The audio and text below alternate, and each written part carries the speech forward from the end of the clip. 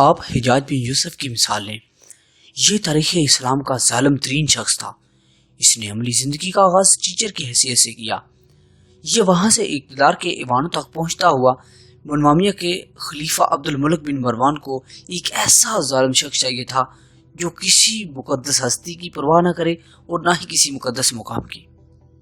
حجاج بن یوسف میں یہ خوبیاں موجود تھی۔ اپنے آقا کی علم بجا آوری میں 7ویں آسمان تک میں چھید کر سکتا تھا۔ خلیفہ عبد الملک بن مروان نے اسے اٹھایا، اپنے پہلو میں بٹھایا اور حجاج بن یوسف اس قرب کا قرض اتارنے میں جت گیا۔ اس نے اپنے 30 سالہ دور میں عالم اسلام کی ان ہستیوں کی داڑھیوں کو خون سے رنگین کر دیا جن کی طرف لوگ کمر موڑنا بھی گناہ سمجھتے تھے۔ اس نے حضرت عبداللہ بن زبیر کے خلاف لشکر کشی کی اور انہیں خانہ کعبہ میں محصور کر کے شہید کر دیا گیا۔ یہ جسارت صرف حجاج بن یوسف ہی کر سکتا تھا۔ لیکن پھر کیا ہوا؟ حجاج بن یوسف 1 لاکھ لوگوں کو مروانے، خانہ کعبہ کی دیوار گرانے اور حجر اسود توڑنے کے باوجود 52 سال کی عمر میں معدے کے سرطان میں مبتلا ہوا، جس کی وجہ سے یہ خوراک ہضم نہیں کر سکتا تھا۔ یہ جو کھاتا تھا کہہ کر دیتا تھا۔ وہ معدے کی درد کی وجہ سے ساری رات اور سارا دن تڑپتا رہتا تھا۔ یہ آخری وقت میں سردی کا شکار بھی ہو گیا۔ اسے شدید سردی محسوس ہوتی اور یہ اسے بچنے کے لیے اپنے ارد گرد آگ جلاتا، حتیٰ کہ آگ کی شدت اس کی جلد کو جلا کر راکھ کر دیتی، لیکن اس کی کپ کپی ختم نہیں ہوتی تھی۔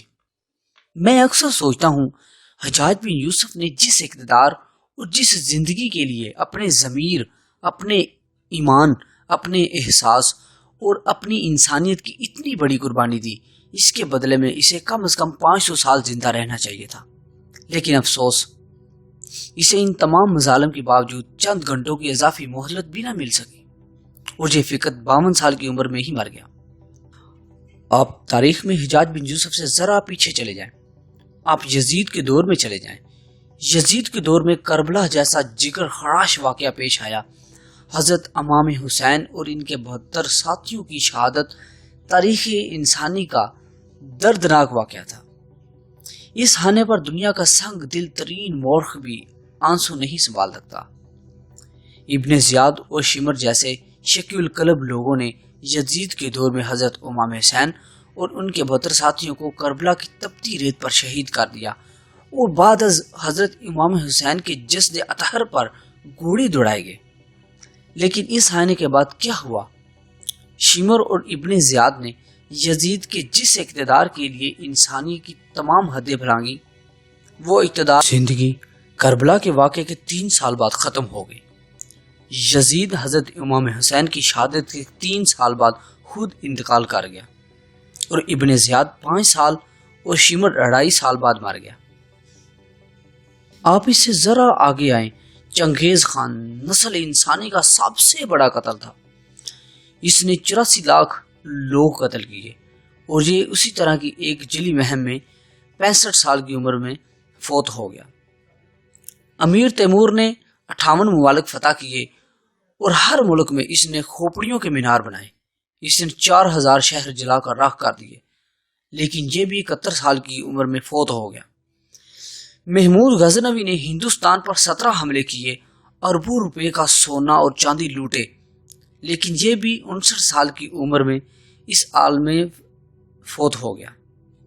اس نے اپنے سارے خزانے کھلوائے، اپنے ارد گرد سونے، چاندی، ہیرے اور جواہرات کے ڈھیر لگائے اور ان کے درمیان لیٹ کر مر گیا۔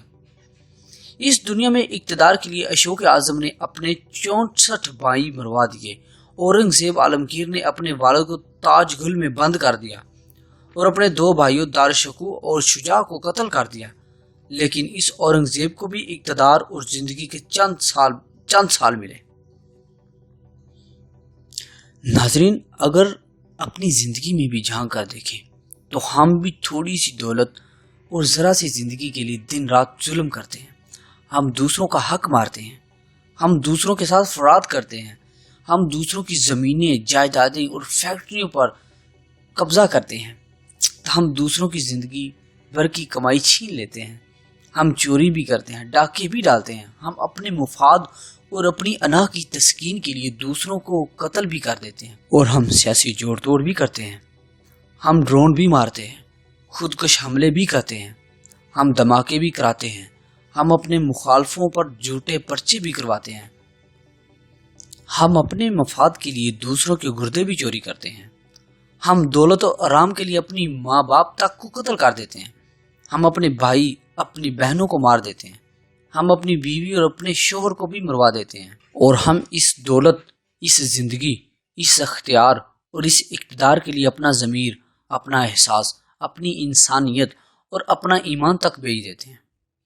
ہم اخلاقیات کی تمام حدیں پھلانگ جاتے ہیں، لیکن اس کے بعد کیا ہوتا ہے؟ ہم یہ سب کچھ کرنے کے بعد بھی زیادہ دیر تک زندہ نہیں رہ سکتے۔ ہم اپنے ہاتھوں مرنے والے مقتول کے چند سال بعد خود بھی دنیا سے رخصت ہو جاتے ہیں۔ ہم جس زندگی، جس اختیار، جس عہدے، جس اقتدار کے لیے انسانی کی تمام حدیں عبور کرتے ہیں، یہ اقتدار، یہ عہدہ اور اختیار چند ماہ بعد یا چند سال بعد سرکتی ہوئی ریت کی طرح ہمارے ہاتھوں سے نکل جاتا ہے۔